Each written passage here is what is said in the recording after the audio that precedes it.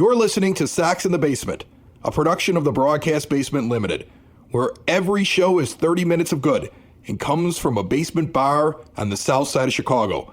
Pull up a stool, pour a cold one, and join us right now for Sox in the Basement. Heard everywhere podcasts can be found, and always at soxinthebasement.com. Andrew Vaughn is hitting the ball recently. That's kind of exciting. Jonathan Cannon had a great start, and then the bullpen blew it. And I am in love with Drew Thorpe. Those are my initial thoughts as we kick off this show, Ed. And those are all very, very valid thoughts. Andrew Vaughn he's like the 17-year cicadas. I think he just makes an appearance every once in a while. Which, by the way, aren't we lucky those things aren't venomous and they don't have stingers? I was thinking that on the golf course this week. I just kept thinking as they kept landing on me as I was shooting very poorly, thank God these things don't have stingers. Yeah, that's also that's a good thing too. I mean, I think it's the way people view the White Sox. Like, thank God these guys don't have actual bats. Well, that's the thing. Like, look, they have the pitching.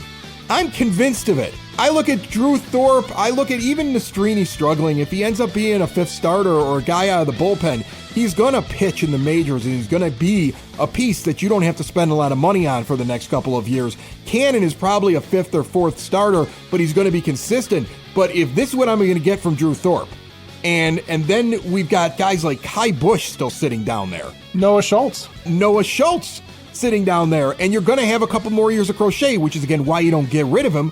You could have a pretty damn good staff next year, and definitely in 2026, a dominant staff that could be here. And it's not going to cost you very much of anything. And yeah, you might need a supplement by going out and getting a pitcher here or there, but there's Eric Fetties every year if you're good at identifying them. I really believe in what Brian Bannister is doing. Like, that's the thing. James Fox said it on the show last week, and he covers all the minor league stuff, and he made a great point. I kept waiting for them to hire a Brian Bannister type for the hitting side, because I have all the confidence in the world in the pitching development. And Katz is not what's developing it. It's Bannister, his theories, his philosophies, how he did things before. He had a track record where he came from. He now has these young kids, and that was the right thing to do to bring Thorpe from AA to the majors. He didn't need to go to AAA and be in the bandbox in Charlotte. He walked right in, and he would have just given up one run in that game weren't for poor defense. He would have gone 5 innings with 1 run, multiple strikeouts. He's got a strut when he comes off the mound. I'm like, that guy's a dude. And honestly, I say this with all the respect in the world for Dylan Cease's facial hair, Drew Thorpe rocks the mustache much better. I think he may be better than Cease in the long run, too. Well, and that's an entirely possible thing. Watching Drew Thorpe pitch that night was the most positive moment of my season. Now, as a White Sox fan, I fully expect his arm to land halfway between the pitcher's mound and home plate sometime in his next 3 starts, because that's what happens to us, right? But, like, at this moment, I have just this unabashed hope watching him pitch, and then watching how Cannon adjusted and had a really nice start, and looking at what's going on in the minor leagues. Look, I don't think a lot of these guys in AA are going to AAA. Like Noah Schultz, that may be his last stop, is AA. I'm not saying he's up this year, but he's not as far away, because I don't think they want to put anybody in AAA who they actually believe in. Because why are you going to send somebody there to just get beat up? Get him to the majors, bring him in with confidence, and let him look how Thorpe looked. That guy had no fear. And that's what I want. If this is what the plan is, I'm excited about it. This is the kind of thing, as a White Sox fan, that makes me happy, even in a bad season. Like, Sox fans are angry. We're disappointed. We know who the owner is. We can't understand why Pedro's still managing the team. Everybody pretty much has the same opinion, right? Like, we might have slightly different opinions, but we're all pretty much the same baseball fan. I could tell that sitting at the bar at Cork and Carry at the park this past weekend. 33rd and Princeton, shadow of the ballpark, the official home of Sox in the Basement, the place for you to go pregame. Bring the whole family in. I was at the bar. I'm talking to a couple of guys at the corner of that bar, and we're just watching another baseball game before the Sox game. And we're just talking the philosophies of baseball. And I had never met him before. And these are the kind of things that real baseball fans, that fans like you and me and everybody listening, these are the things that you get excited about, watching a young guy like Drew Thorpe go out there and pitch. That's why I still like going to Cork and talking baseball, win or lose. The food's great. I talked about the Buffalo chicken egg rolls, and I love them. The beer selection's incredible. Big, beautiful bar, outdoor seating, indoor seating, bring the whole family before the game. Get over there afterwards for the party. See more at corkandcarry.com. But his start, I needed that. I don't know where the hitting comes from, right? And you definitely have to get rid of this mope who's the manager. Andrew Benintendi's the spark you needed at the end of that game the other night. You decide to pinch hit for him when Luis Robert Jr. ties it up in the 9th inning with a home run on the first pitch. And now you need a hit with a guy on third. And you go, I'm going to go with the guy that's hitting under 200. It's done nothing all year. Hasn't had a major league at bat in weeks because he's been on the IL. Yeah, that guy's got more hunches than any manager I've ever watched in Major League Baseball. And the thing with hunches is sometimes you're right. Like Ozzie Guillen had a hunch in Game 3 of the World Series in 2005. All right? He looked at Blum and he goes, I think he can get something here. And he laughed about it. It actually was his kids. I think he credits them. Like he was going to have... Right, yeah, that's right. Right, he was going to have... who did he have? He had a couple guys on that team that were like role players. He was going with somebody else. That's what I remember. He had Willie Harris, he had Timo Perez, he was going with somebody else, and the kids were like, Blummer's like from here. Like if you want a moment, this is the guy. And it's so late in the game, he goes, yeah, sure. Those instincts are better than any instincts Pedro has ever had. He's got no instincts. He's like, I think he's due. If Pedro says he's due, not due. No, not due. He's not even overdue. He's not even been billed yet. There's nothing due about this person. No, hunches are great in certain moments at certain times, right? But then you can hunch your way into a lot of trouble as well. And that's what Pedro does. If he's just following his hunches constantly, there's not a whole hell of a lot of difference between I got a hunch and I'm second guessing literally everything I'm doing because I have no idea what I'm doing. So the slope is not very far there. Well, he's got one ally, and that's Bruce Levine, who has always been a water carrier for those that are around the organization because they give him information and they keep Bruce around. And so Scott Greger, another guy who's in that press corps, right? Scott Greger, Daily Herald, he's been on this show before. He tweets out, it's been so obvious for so long. If the White Sox want to right their many wrongs, dump Pedro Grifol and bring back Ozzie Guillen.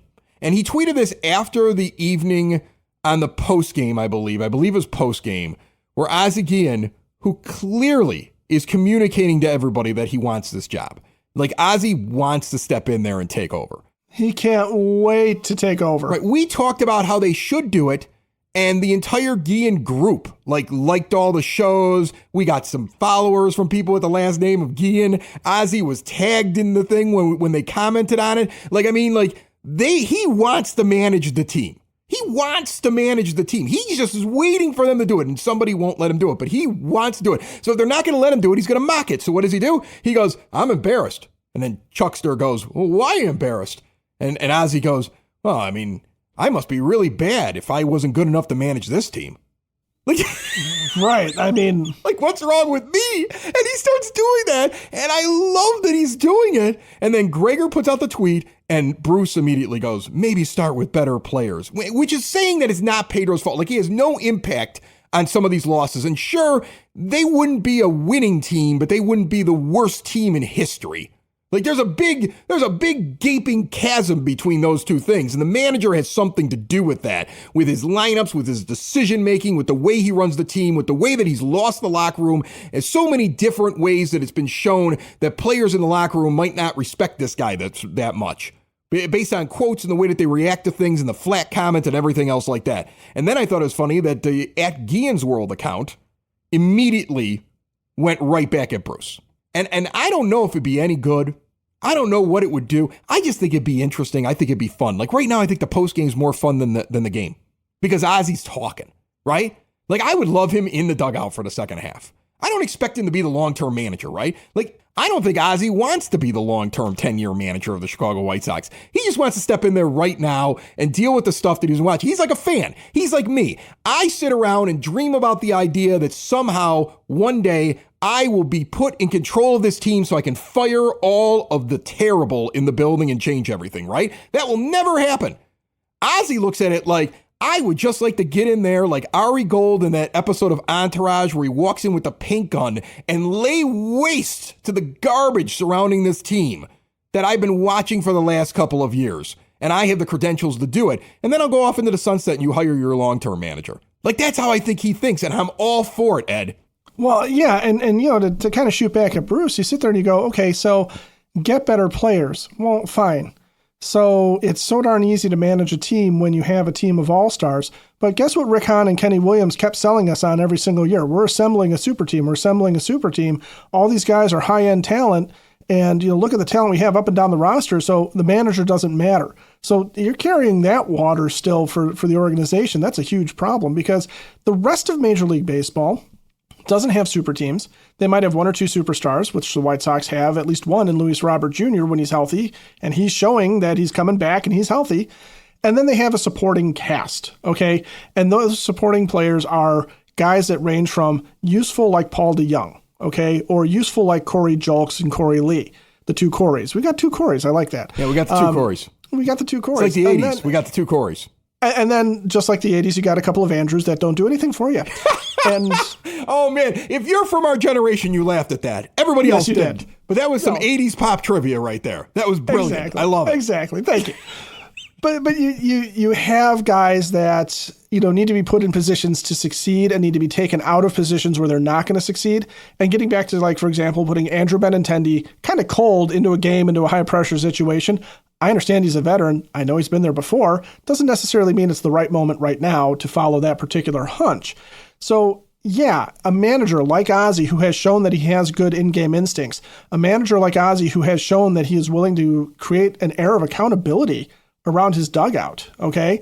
And is willing to throw players under the bus when they deserve to be under a bus, and sometimes when they don't even, but he's willing to create a culture in there that is certainly lacking. He's willing to hold players accountable. He is willing to put guys in positions where they can succeed and pull the right levers and push the right buttons on these guys to get what he can out of them.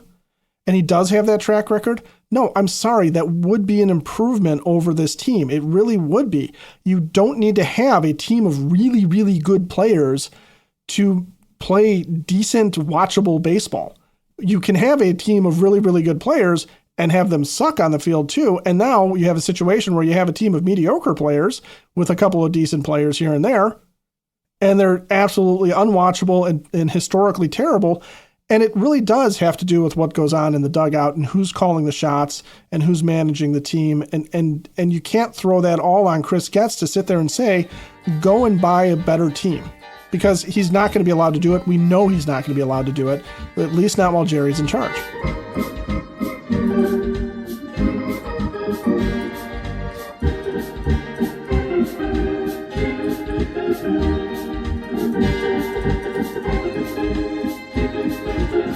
Sox in the Basement listeners, switch to a new age of life with Hyatt Home Medical Equipment. You may not be ready to do so, but mom and dad, grandma and grandpa, you might be thinking about assisted living. Keep them out of there. Make it so they can get around on their own and live independently. If you're getting older and you're thinking to yourself, how can I make my life easier in my home?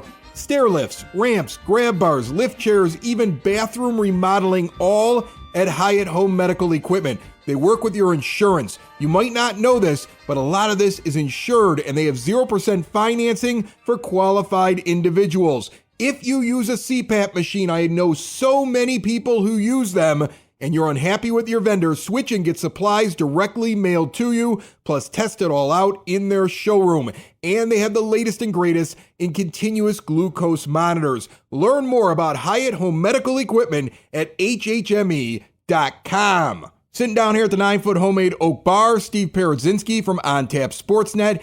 A much longer version of this interview will be available on Monday. Video from down here at the bar. The cameras are on us. We look beautiful. Much like a Twitter nemesis of Steve Paradzinski, who loves to take shots from time to time at Bob Nightingale, which I love. Bob was on the corporate podcast. You can already see it happening. He's down there in a basement just like you are, in a suit, unlike you, telling us all about the haul we're going to get for Luis Robert Jr. Listen, I was doing my day job up in Kenosha, Wisconsin earlier today. I didn't bring my sport coat with me. I feel a little bit underdressed. # confirmed, Bob. I guess I missed the memo on that one. But I mean, you would have showed up in a sport coat, I'd have been concerned. Who does that? Come on. But anyway, him showing up on that show, talk about what the Sox would get for Luis Robert Jr. scares the hell out of me because I don't want him to move on from him. Like, they're already pushing a narrative. Like, you could see it slowly leaking out. Well, he's not always available. Well, we'd be lucky if we might get a bigger haul than Soto. Like, all this stuff. And I sit there and I go, we have him after this year for 3 years. It goes the adage that I've heard repeated and seen repeated so many times by White Sox fans over the last couple of weeks. Maybe we can trade Luis Robert Jr. for a prospect that may turn in one day to Luis Robert Jr. I don't want to do that. Do you? I don't either. And does that crush you as a fan if that happens? I don't know that it will crush me. I feel like I'm so numb to things at this point, and that's not necessarily a good place to be, if we're being totally honest. But, one of the things that I wrote about over the course of the winter, and this was shortly after the Dylan Cease trade, when everybody's like, oh, you might as well just trade Robert now, just get it over with. My thought process has not changed on it, and it's this. They have 13 months to get this thing on track. If some of the prospects start to develop, if Chris Getz is better at identifying talent in that mid-tier to be able to try to piece some things together to where if he thinks you can be one of the 6 playoff teams in 2026, you hold on to Luis Robert and you have 2 shots at this thing. We saw what the Arizona Diamondbacks did. Yeah. Going from 110 losses and then 2 years later in the World Series. Am I expecting that? No. But if you think you can be one of those 6 teams in 2026, you hold on to Luis Robert, you take your shot twice trying to get hot in the month of October. Exactly, because you know what? You're not going to find a Luis Robert Jr. for $20 million a year in those years available on the open market to go add to your team. So that's the thing. Even if all of your prospects become good, you're still going to need. We've lived through that. But we've lived through that, right? So now we get to the point where all the prospects are good, right? The problem that's going to arise is going to be the same problem you had when Machado and Harper didn't sign. You don't have the difference maker because you got rid of him and you moved on from him, and you could have had him for 2 years and $20 million during 26 and 27. And that's the problem with trading him away. It's the same reason why I wouldn't move Crochet. Yeah, and that's one of the points of contention that I've had with people on the Crochet debate about trading him. So the way I look at it is this. He's pitching like an ace right now, minus those 3 starts that he had in late April and early May. If you take those out, and I know you can't take them out, but if you take those out, he is pitching like one of the best pitchers in baseball. He's 24 years old. And because of the fact that he has been a reliever that has not accrued saves, he is not going to get a lot of money in arbitration. So if Brian Bannister and the rest of your pitching hierarchy, if they believe that he can hold up as a starter, you absolutely should be having the conversations about tacking on additional years to this. Now, for Crochet, you wrote an article recently talking about his change in his pitch mix. Yeah. I would imagine that we credit Martin Maldonado completely for this because that's why he's on the field as much as he is. Am I wrong about that? Don't forget to hashtag vote Maldi. and unironically mentioned it on the broadcast. If only this team had enough people paying attention that they could actually push him into the game. That's the problem. You're not, no matter how many people try to do it, he's not getting in the game. But it's funny that Sox fans are doing it. See, I don't know. This is the fan base that got AJ Paradzinski voted into an All-Star game. That is true. So if they can get that guy voted in, and that was a year after they got Scott Podsednik voted in. I mean, Sox fans have been able to win the final vote 3 separate times. You put our backs against the wall. We'll find a way. We will find a way. We'll push him through. So it would be hilarious, but knowing Rob Manfred and all the nonsense that goes Jerry along would make with a phone call right away. Exactly. Yeah, he's like, they're embarrassing me. You got to take care of this. Exactly, which is what makes it that much better. But on a serious note, what's the mix though? What did he do different? The thing that he did, so in the April 13th start against Cincinnati, there was a point where he was fastball slider being his secondary pitch. That April 13th start, the slider and the cutter intersected with each other. And since then, the cutter has served as the primary secondary offering. That's so Don Cooper. It really is. We're kind of seeing things going cyclical here, and the cutter kind of coming back into vogue a little bit because we see that with him. We saw it with Drew Thorpe last night. We did. You're right about that. I mean, like, and that's the thing. Like, this was a team that preached the cutter years ago. I used to joke all the time that the Don Cooper, school of pitching was, all right, come in here, stand tall, throw the cutter, get inside, stay over the rubber, let's go. Yeah. But we're seeing. And Mark Burley made a whole career out of it. He did. Do we want to talk about what he said in the booth the other night? Oh, that was brilliant. You want to talk about getting my blood boiling, but we'll circle back to that. Yeah, we'll circle back to it. But what he did is he started throwing more cutters. Yeah. So the cutter has really become his primary, secondary offering. And even in a number of starts here, he's actually had the changeup outpace his slider usage in it. So I don't know if it's just Bannister and Katz kind of getting together, looking at some of the data here and saying, hey, this cutter here, if you play it off of the four-seam fastball, you got the four-seam fastball at the top of the zone, you got a cutter boring in on the hands of the right-handed hitters, a changeup kind of down and away to righties. So pairing that with the four-seamer, kind of same movement profile, changing eye levels here, and then the cutter and the slider in on the hands of righties here, the slider having a little bit sharper depth to it versus the cutter. And it's just worked tremendously from that aspect. And at that point, you're a hitter, and you can't tell what's coming halfway to the plate. Exactly. Now you've got different seeds of doubt in your mind, whereas before he's just, okay, it's fastball slider, especially as a reliever. That's all he was featuring. Now you've got, okay, he's got this cutter, and there's enough of a variance there. The velocity band, which these three pitches are really featuring, there's about a 6 mile an hour velocity difference from the fastball to the cutter to the slider right there. So you've got enough of a velocity difference right there to keep hitters off balance, and the shape of the pitch is there with the slider and the cutter. The slider obviously being sharper on the breaking aspect of it. It's just causing all kinds of problems for hitters trying to get the barrel on the baseball. And then, by the way, now you got to worry and you got to think about 98 at the top of the zone. Yes, exactly. As we talk with Steve Paradzinski of OnTap Sportsnet, just a reminder, when you combine State Farm home and auto insurance, you save an average of $889. State Farm agent John Harrell is ready to help you combine home and auto and save in Chicagoland. Call him today, 708-481-4500. Like a good neighbor, State Farm is there. Average annual per household savings based on a 2019 national survey by State Farm of new policyholders who reported savings by switching to State Farm. In the middle of a bad season, where you're angry about everything that's happening with it and how the team's being run from the top on down, again, you look at how the pitching's being run, and that addresses the reason they probably lose to the Astros a few years ago, the reason why teams were able to jump all over them, the reason why it was probably a 500 season the next year because the book was out on them, that they had a bunch of throwers and no pitchers. Mm-hmm. And Garret Crochet has been turned into a pitcher, if what you're saying is true. I mean, and Fetty is clearly a pitcher. Yep. He's not a thrower. He's a pitcher. Drew Thorpe looked like a pitcher when I saw him. And that's the difference. There's more pitchers than throwers. And I know that's something that I think a lot of people have been watching this team for the last couple of years have yelled about, that they need more actual pitchers, because teams would look at them in a series and be like, well, it's three of the same guy. Mm-hmm. So we just got to figure this out, and we're going to get all three of them throw the same thing. They all do the same. They're all trying to overpower me. Rodon gets pissed off. He's just going to throw it as fast as he can down the middle, right? And now it's a different philosophy. The pitching coach didn't change. So that's, again, why you look at Brian Bannister and say that's the one thing that he's probably the most positive thing that I've seen in the last 12 months. 100%. And if you go back and if you look at Bannister's time with the San Francisco Giants, you look at some of the guys that they brought in, Carlos Rodon coming in that 2022 season, piggybacking off of the success he had in 2021, that last year with the Sox, and he parlayed that into a 9-figure deal with the New York Yankees. You look at the success that Sean Manaea had in San Francisco, guys like Alex Wood, guys that weren't necessarily household names,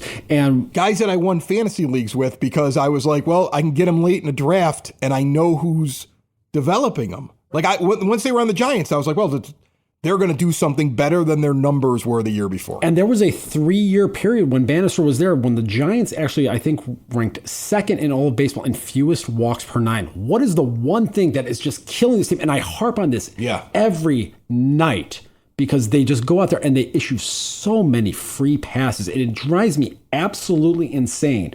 So if Bannister is able to do that kind of organizationally, and you look at the success that is being had by the rotation down in Birmingham in particular. And there's a lot of helium around those guys right now for the success that they're having. But a lot of them are throwing strikes more consistently here. And that's something that this team, organizationally, from top to bottom, needs to get back to, because the walks have just gotten so out of control over the last 5 to 6 years that it's just driving me crazy. And let's be honest, you only need 3 of those guys. Yeah. 3 of those guys come up from AA.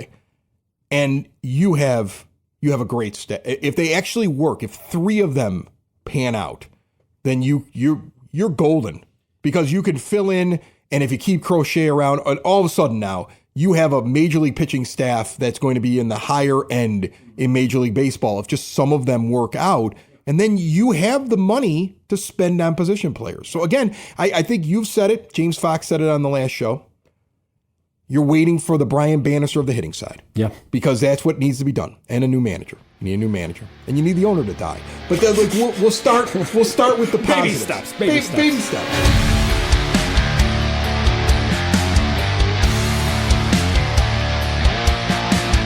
A reminder that Sox in the Basement is on YouTube. We've been on there for a while with just audio podcasts, so you might be listening right now through YouTube. But now we have video pods that are coming out on Mondays, most of the time on Mondays. It's not going to be as consistent probably as this show, which comes out twice a week. All of it brought to you by Cork and Carry at the Park. You know that. But the extended version of the interview with Steve Paradzinski, we get into a lot of fun. We really do. We start making fun of Jerry Reinsdorf. We start making fun of a lot of things. And we start kind of getting into the weeds on some White Sox fandom angst. And we talk a little bit more about Garret Crochet and a lot more about Brian Bannister. That extended version video-wise up on YouTube on Monday. Subscribe to the Sox in the Basement channel for free.